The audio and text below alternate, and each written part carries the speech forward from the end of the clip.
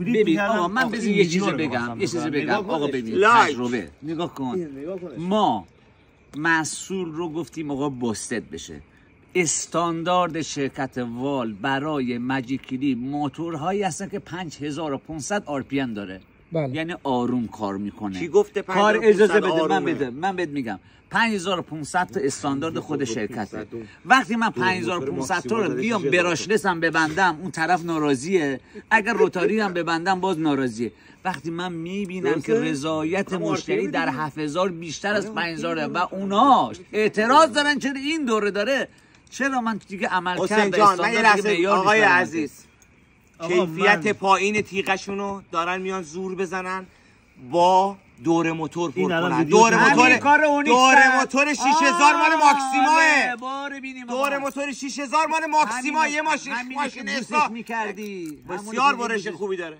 بسیار برش همون چند هزار دوره هر چی میخواد دورش بگه برام مهمه اصلا آقا ماکسیما 6000 داره 3000 سی سی حجم موتور 6 خدا نگاه کن همه حرفشو نقص کرده اومده گفته نقص کرد مثلا تیغه جرار کم کیفیت نیست چرا سر ای پسر قربونت برم من جل سواری داره این آقا این همه سرامیکی های جرار رو زدیم رو دستگاه بوستد و همه اش کردن حتی تیغ بزرگش هم بعد من نگفتم نسبت به زونیک نسبت به تیغای دیگه بی کیفیت نیست نه خیر مخالفم من میدم آقا فلز شناسی اون تیغه رو اونیکس هنوزم میگم از نظر برش یه ماشین فوق العاده خوبه آقا اصلا بحث یه جا دیگه بود آقای سباقی داره میگه دور موتور پایین درسته که امید میگه خوبه خب ولی میگه نیاز اون کف هرمه به 7000 دور به بالاه نیست کیفیت تیغه ها پایینه 2% نهایتا 3% آقا یه ماشین موزر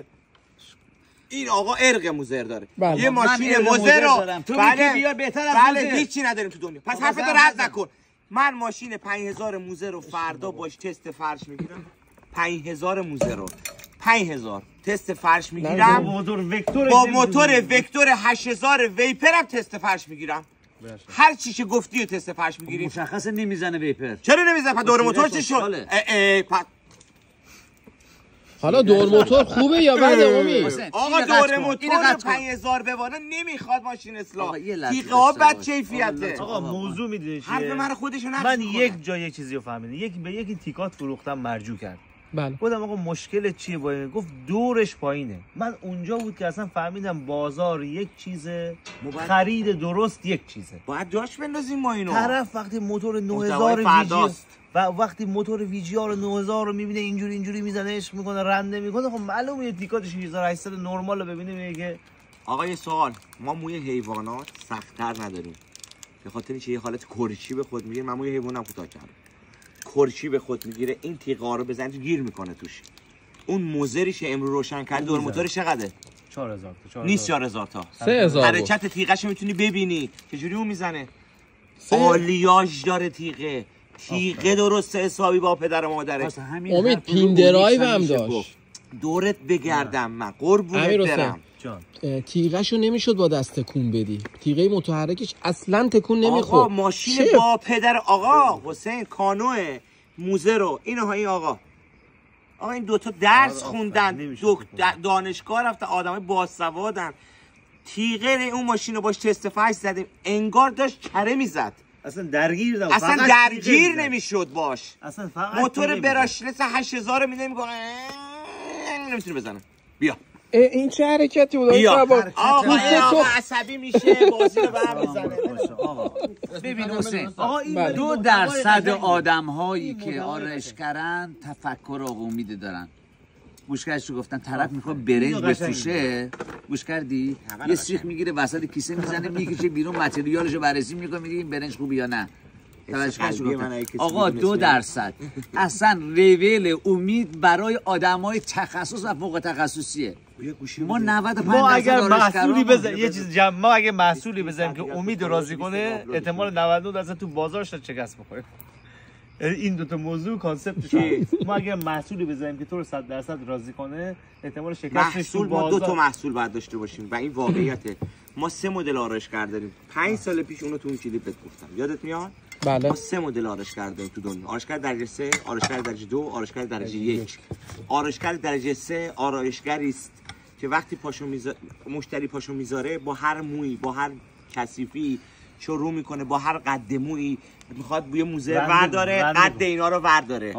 آرایشگر درجه 2 یه شستشو میزنه، آرایشگر درجه 1 بار اضافی رو از روی حالا میزنه الان برات دیگه ببین، بار اضافی رو برمیداره، شکلشو میسازه، بعد ماشین میکنه. بهش بگی دور موتور حجم میخنده، خندش میگیره، گریهش میگیره، ولی باید باشه. منم آرایشگر درجه 3 بودم یه روزی. مگه میشه اصلا از درجه 3 بپریده؟ مگه شما دبستان نرفته رفتی دکترا گرفتی؟ چی شده؟ چی شد؟ این صندلی رفت پایش شکست. شما گرفتی دکترا؟ نه. میشه مگه چی پلکانو نری؟ منم همینو میگم، باید برای آرایشگرا تفکیک کرد. آقا این ماشین مال توئه، این ماشین هم مال توئه. من 1000 بار نگفتیم ویپر مال شما نیست. چراغ ببین بالا. ای خدا. بگو خب اون برو میبینی؟ بله. دیشب از اونجا تو رو رصد کردم اومدی. آره آقا 3 دسته. آقا برای 3 دسته. آقا این ماشین میخوای ببری، اینو ببر تو. به دردت ویپر نمیخوره. ولی آدم متخصص میاد اگه بهش بگی موتور 8000 رو 700 بگی با ولم کن. کارش چه برشی میزنه، دقتش چقدره. آقا بازار نیازش به دستگاه ما انقدر آرایشگر خوب تو ایران داریم، این فکرم نکنید 10 سال پیش نیست. من اگه به سال بگن 1000 تا آرایشگر داریم الان، بگن 1000 تا توضیحشو چطور؟ آقا من اینو میگم 1000 تا آرایشگر اگه الان تو ایران داشته باشیم بگیم 1000 تا 300 تاشون فوق حرفه‌ای ان. بس ما یه مارکت خوبی اونور داریم. بله آقا، ولی 700 تاشون هم غیر حرفه‌ای ان. من میگم نمیشه جمع کرد بگه این ماشین خیلی عالیه. برای کی عالیه؟ آقا ویپر برای کی عالیه؟ ویپر برای ابوالفضل عالیه. ویپر برای کسی که رفته آموزشگاه ثبت نام کرده عالی نیست که. معلومه که سمه براش. پس ما بیام آقا جداش کنیم. داره این اصلا با این دورت بگردم تو ببین تو منو بزنی هم من میگم درست میگی. آقای امیرحسین، ویپر بدنش، ساختش، طراحیش، هر چیزی که از چند سال پیش امیررضا اومد داشتی. ویپر بدنش که 20 سال پیش 20 سال پیش یه شرکتی اجازه بده 20 سال پیش آقا شرکت وال این مسئول تولید که شکست خورد. این شکست خورد. برین توی اینترنت سرچ کنید. با همین تیغه؟ بعد اومده نشستن سینه کش آفتاب فکر کردن چیکار کنیم این بدنه رو چیکار کنیم، این قالب چیکار کنیم. اومدن یه تیغه جدیدی روش نصب کردن، روش کار کردن، الان شده ترند. حسین یه چیزی من بگم. خوب بود دیگه. من میگم یه ایده جدید نیست. آقا این متناسب با نیاز امروز نبود. آی سباقی قالب اوکی بوده. شاهکار جدید واله. بدنه که داره خوب کار میکنه واسه چی؟ این تیغه رو واقعا من میخوام. آی سباقی نداشتن. نه این تراکم نداشتن. نداشتن استاد، نداشتن به خدا. ما های تنشن تو قسمت تیغه ثابت نداشتیم، تو تیغه متحرک داشتیم، اما تو تیغه ثابت نداشتیم. امیررضا داشت حرف قشنگی رو میزد. یه ذره کمک کن تو رو خدا. آقا بدنه ای که داره درست کار میکنه چرا یارو بره غالب تغییرش بده؟ الان ماجیکه که داره فوق العاده است. من اون بارم سرمه‌ایشو میزنه فلان. تو بحثی که ما داشتیم می‌برد تو مغازه چی بود؟ 100 بار داشتیم تو مغازه. این بود که وال چرا مثلا براشلس نمیزنه، وال چرا باتری نمیزنه. اصلا وال کارش این نیست که بیاد براشلس بزنه، باتری خوب بده، مدار فاصله. کارش تنها کاری که وال میکنه تعریف استاندارد جهانی تیغ است. فقط همین. کی میبره؟ تیغه.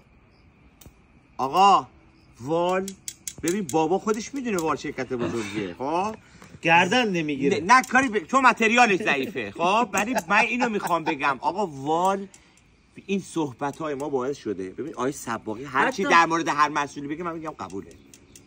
50 سال داره پیچای اینا رو وا میکنه. ولی باعث شده یه مش جوجه‌ای که اصلا نمیدونن چی به کجا در مورد وال نظر میدن. این اگه نظر میده نگاه متریالی به این داره نظر میده. میگه این کیفیتش اومده پایین. این موتور باید 3 سال کار کنه ولی 1 سال. نه این که بخواد بگه وال رو ببری زیر وال شناسنامه طراحی ماشین اصلاح و تریمره. رگ گردن دارم میزنم. مگه وال مال اگه موزه مال این آقاست اینجوری رگ میذاره. وال شناسنامه طراحی ماشین اصلاح دنیا. وال شناسنامه هندسی آقای که رگ گردن تو کلوف میکنی واسه وال. ببین موزه 20 ساله تو آرایشگاه کار میکنه، عملکردش تغییر نمیکنه. اجازه بده عملکردش تغییر نمیکنه. اجازه بده حرف من بزنم. آدم روی اون کیبلیت و پینجراف آیپیرم 8500 جوابه. چقدر میخواد جواب باشه؟ چند ماه میخواد جواب باشه؟ نگاه متریالی ندارم من. بستنی نیست که عمل از بخوری. آقا نگاه متریالی من ندارم. بس این نیست. بس استاندارد. من میگم نگاه متریالی شما صحیحه. هیچ خدایی هم نمیتونه زیر حرف شما بزنه. آقا من حرفم نگاه هندسه برشه، هندسه بدنه است. میگم وال من کی گفته موزر نداره؟ کی گفته هندسه‌ش موزر نداره؟ واقعا اصلا رئال مادرید دادم به موزر خورده بدبخت کشتنش. رئال مادرید هر تیمی که جلوش بازیکن خوب بازی میکنه میره با سرش میره میخرتش. اصلا وال موزر رو خرید به خاطر اینکه اگه موزر بود و توسعه هاش ادامه پیدا میکرد والش میخرید. خب تموم من حرفی توش ندارم ولی میگم وال شناسنامه هندسه هرکاته. در مورد وال شما باید بگی وضوحاً که من متریالش رو دارم میگم. خیلی یا باعث شده این صحبت شما رو کره بگیرن بیان در مورد وال اظهار نظر کنن. خیلی که نمیدونن 2 + 2 چقدر میشه، زاویه قائم چیه. به خاطر اینکه دیدن استاد سباقی یه چیزی گفته کره گرفتن مثلا اسکی بازی میکنن. شما باید بگی من دارم از نگاه متریالی میگم این مشکل داره، نه از نگاهی که والو ببرم زیر سوال. من از این مشکل دارم که اینا میتونن یه موتور بهتر تو این هندسه بزنن ولی نمیزنن. آقا وقتی به های ویز نگاه میکنی سجده باید بکنی جلو این هندسه. ولی بگو شما چرا بهترین متریال رو نمیذارین توش؟ شما چرا متریال موزه رو نمیذارین توش؟ خب مال خودتونه. آفرین اینو بگو که نیان سورتمه و اسکی. بابا یارو در گربه نزده داره میاد در مورد وال اظهار نظر میکنه. به خاطر حرف شماست. بابا من چی گفتم از شما بگو این متریاله. من میگم آقا پیندرایو موزر که همون شرکتی که وال داره توش مسئول تولید میکنه، همون شرکتی که وال داره توی اون کارخونه لعنتیش داره تولید میکنه. پیندرایو موزر 20 سال تو آرایشگاه کار میکنه. خب تو لعنتی اینو بزن تو موزر رو تو والا. نمیدونم چرا. آقا سیاستشه. خب بزنا. اگه بزنه که دیگه فاتور. آقا من مجید چریپ کردلس حسین آقا از آمازون خرید کردم. ورودش یعنی به محض اینکه وارد شد اصلا ایران اصلا وال نداشت. خریدم 8 سال. آقای حسین آقا 8 سال تو آرایشگاه من کار داد. 8 سال یادت تو اومدی؟ 8 سال تو آرایشگاه مجید چه کردلس هنو دست خودت الان نمیده. خب نده. الان 6 ماه هم نمیده. آقا نده. نمیتونه هندسه یک ماجیک کلیپو ببری زیر سوال که متریالش بد شده. این 1000 بار متریالش بد شده. چقدر مردم درگیر متریال دورت بگردم متریالش بد شده. بگو که متریالش بد شده. من حرف هم دیگر نمیفهمیم. خب من نمیفهمم چی میگه. میگم آقا توی آرایشگر تو ایران دیگه هندسه براش مهم زیاد نیست. چرا؟ این ماشین خریده میخواد 5 سال نون در بیاره باشه. بابا ما سوپر استارهای جهانی داریم تو ایران آرایشگر. پس اصلا لاین والو برای آدم همه دیگه نباید باز کنی. نه من دارم با دیگه آقا به یک مشتری خاص. آقا پر تسلیمم. ما حرفامونو زدیم. به قول آقای فردوسی دیگه آقا تصمیم گیری با اذهان عمومی. حرف قشنگ میزنه. الان ما رو ویپر سیاست فروش همینه. رو ویپر دقیقاً لاینشو من بستم. چی رو بستی؟ لاین میگه که بس میگه رو والو پس واسه لاینشو واسه یه سری باز کنین. میگم رو ویپر همین کارو کردیم. اطلاع درست میدی. آقا این به دردت نمیخوره شما تو حتی ویپر بهش میدی. نه به هیچ عنوان. به هیچ عنوان. من سوال میپرسم. آقا همیشه میگم آقا تکنیکی دایرکت دارم. میگه اومدم یوتیوبتون رو دیدم چقدر این ویپر رو همه میگن فلان. من تازه میخوام آموزشگاه ثبت نام کنم. گفتم از سم برات بدتره. بله 100%. گفتم من برای تو نگفتم خوب. آقا سایز لباس آقای سباقی ایکس لارجه، نمیتونی بری بهش لباس مدیوم بدی که ما هنو فرهنگشو جان انداختیم براشون. اونیکس ویپر هر ماشینی برای یه آرایشگری ساخته شده. لایک بازم پدرتو بیامرز. دو تا هم دیگه رو بغل کنید. من که عاشق اینم. بذارم بسوزم. تمام آقای سباقی. امید بچه به اینو ببینید.